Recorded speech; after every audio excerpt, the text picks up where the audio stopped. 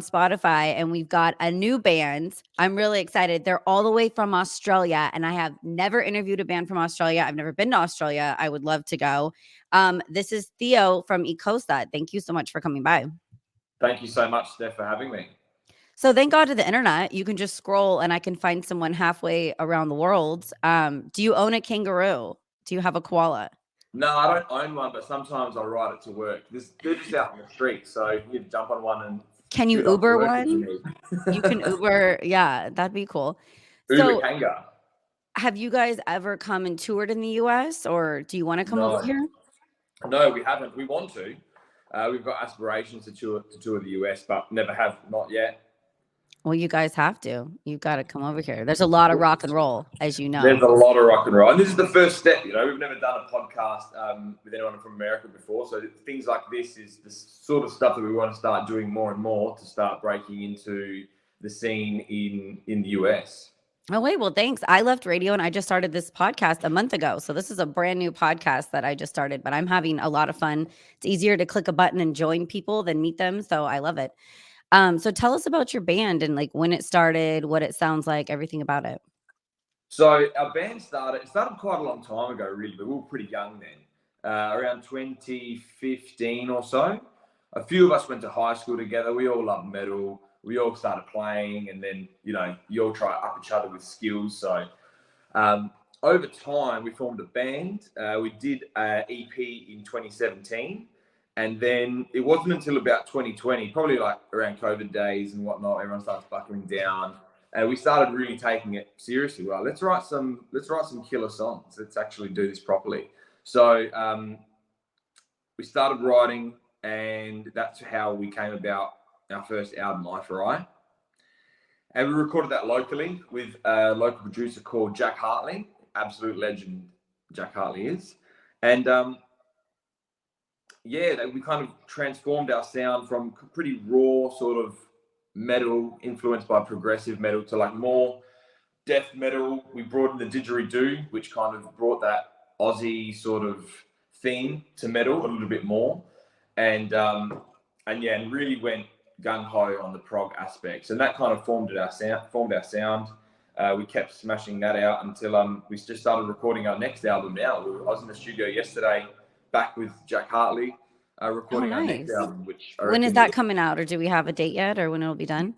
I don't know. We just finished the drums.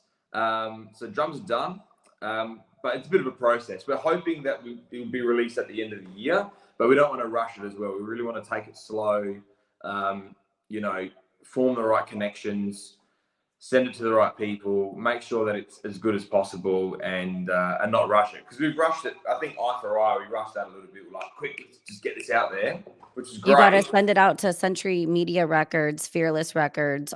There's so many great record companies out here in California. That all the bands are on. So make sure and Google that, or just hit me up and I can give you a list to send the album out to, because that's how it gets started. Also, side note, like entertainment attorneys. It's something that a lot of bands don't think about, but a lot of rock and roll entertainment attorneys out of LA share your music or want to invest in your band and know who to connect you with to tour. So it's cool. And I think that'd be neat. So what is the Australian metal and rock scene like? Like, is there a lot of clubs to play? Is there a band there that you guys look up to? There are a lot of clubs to play, especially if you look at Australia as a whole on the East Coast. In Adelaide, it's pretty small. There's a few venues that international bands will come and play, and sometimes Adelaide will get skipped, which is why sometimes Adelaide's not really the best city to be in. But look, it's a beautiful place, and the scene here is really strong. It's a really tight-knit community, and everyone supports each other, which is really good. But the real metal scene in Australia is over on the East Coast, I would say. And when we did our last tour, we loved playing in like Brisbane and Melbourne, especially. Just like really good places to play, massive communities, heaps of bands. Though, having said that, a band that we work with a lot and look up to, good mates of ours, is Freedom of Fear. Not sure if you've heard of them before. Yeah, I've heard of them. So they're from Adelaide. So funnily enough. Oh, I didn't know that. Yeah, and they're kind of like, Adelaide is arguably one of the shittest cities to be in for Why? music and entertainment. Oh, there's just, I don't know, there's not a lot of people, and systematically, like venues kind of have been closing down recently, So it's been a bit concerning, and it's pissed a lot of people off, to be honest. Yeah. Whereas the scene is a lot more vibrant, in Melbourne, Sydney, Brisbane, I reckon. Can I ask you, unrelated to music, have you seen like a crazy big spider? Oh yeah, absolutely. So once when I was young, I used to work at like a takeout shop, and you know how like the doors have those plastic sort of blinds at the Yeah. front to stop the wind. So it was my job to go take the blinds down, so end of the shift, walk outside, open the door, take that off, and wrapped around this finger was a huntsman spider, which was pretty much about as big as my palm, No and it's just way. wrapped around there, biting it. And I thought I was going to die. I was young. I didn't Are know. they poisonous? Nah, they're not venomous. They're bloody huge, but they're not. Okay. They're not Because the poisonous. only videos I see of these crazy massive spiders are in Australia. And I'm just like, man, that freaks me out. I don't know. Does everybody surf there too? I feel like you guys are just all on the water. Yeah, well, on the east coast they surf a lot. There's not a lot of waves in Adelaide, so Adelaide's got beautiful beaches, unreal beaches actually. But it's protected by a cove, like a really big. There's two big peninsulas in there in the middle, so we don't have huge waves in Adelaide. But east coast and west coast, where it's got the open waters, and they've got massive surfing cultures there. Nice. So I noticed you mentioned Ozzy. Is there other rock and roll metal bands in the United States that your guys' sound is similar to? Well, we've always loved like Fit for an Autopsy. Majorly love Fit for an Autopsy. I love like Lamb of God as well. Cattle Decapitation. A few of the boys I know they're really, especially the guitarists, into them and draw a lot of inspiration from them. But for me at the moment, probably Fit for an Autopsy. I love them. Like saw them a few months ago when they came here, and it was just such a good experience. They're such a good band. Nice. Have you guys created music videos yet and posted those up? Yeah, we've got one music video for a single from the previous album, Eye for Eye, and that song's Visceral. Um, we did that music video last year. Yeah, last year it was released. Got good attention. We've loved the way it turned out. Love the response that we've got from fans and from the community. So yeah, it's you should watch it. Check it out. I'll link it to you. Yeah, definitely. So what are the girls like that come to the metal shows in Australia? The girls. Yeah. Are they hot? Yeah, but yeah, absolutely. But metal's always going to be dominated by blokes, you know. So especially in Australia, there's always more blokes than there are chicks at shows. But yeah, Okay. there's plenty of girls that come to shows too, and we've got a good fan base of girls that come around. We've got a lot of good friends as well who like love to support us and stuff, and they'll come, which is good. How long, if you guys took off for a tour in Australia, how long would it take to hit every major city? So Australia's pretty big, and as you know, and there's few and far. The cities are few and far between. So travel time, if you're flying, you'll easily be able to make it work. But driving, for example, from here to Sydney is 16 hours. Oh my gosh. Yeah, and from here to Melbourne's 8. The closest city to Adelaide is Melbourne, and that's 8 hours away.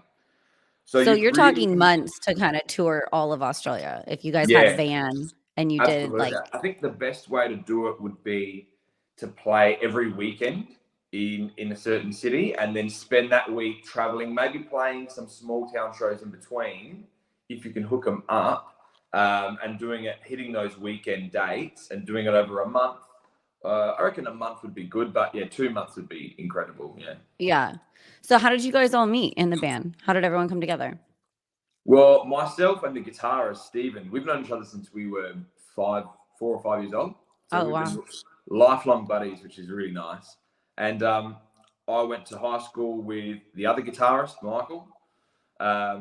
So those two lads I've known for quite a long time. And then Rory, the drummer, we just met him through playing bands. And we were both in old bands, and we used to gig together. And then over time, that band disintegrated and his band disintegrated. And said, hey, like, why don't we make something new? Why don't you come join ekosa and see what can happen? So you guys didn't meet on amazing. Tinder. Yeah, drummers are so important though, eh? Yeah, it really sets the tone. You really drummer and lead singer, I think. Yeah. Not I'm gonna probably get in trouble for that, but Yeah, it's same. very important. But Well, they're thank you pivotal. so The much. drummer, because the drums sit on the bottom of every track, and they they provide the blueprint for you to then do more, and then the vocals, they'll kind of soar over the top. So they are pretty fundamental. I'd But say look at Slipknot. You have a phenomenal drummer, that, rest in peace, absolutely. but he was the backbone of the band and they always tracked him first and then kind of added on from there. Well, that's right. And even us doing our album now, like you always track the drums first, and then everything else can go on top of that to create your sound. But really, these days, the biggest change has been Jack Bolingbroke, who's a local bass player, producer, really good artist. He's got some good bands as well. And he joined us on bass after our previous tour because our original bass player couldn't tour. So we got Jack as a fill-in, and then he just stayed because he was just ended up being such a vital member of the band. And now he's written songs on this new album. So Jack's a new addition, and we'd love to have him on board. Yeah. That's awesome. But you got to be careful. Don't take a break or get sick because that happens with a lot of even big name bands.